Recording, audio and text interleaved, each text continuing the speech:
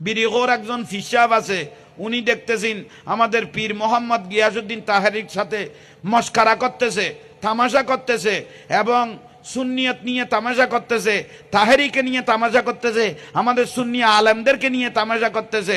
মানে বলতেছে আমাদের দরবারে কোনো সুন্নি আলেমের দরকার নাই, আমরা কান্দুরা, কারো মহতাজ নয়।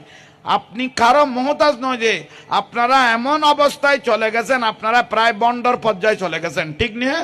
তো সেই জন্য আমি বলতেছি, পীর মোহাম্মদ গিয়াসউদ্দিন তাহেরি একজন আশিক রাসূল আলেমের বিরুদ্ধে যখন আপনি লেগে গেলেন, নিশ্চয় আমরা মনে করব আপনারা হকের মধ্যে নাই, হকের মধ্যে।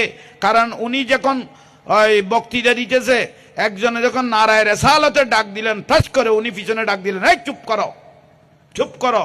এই ব্যক্তি বিরিগোরকে বলতেছি, আপনি সাবধান হয়ে যান, আপনার কারণে আমাদের সুন্নিয়তের অনেক কিছু ক্ষতি হয়েছে। তাই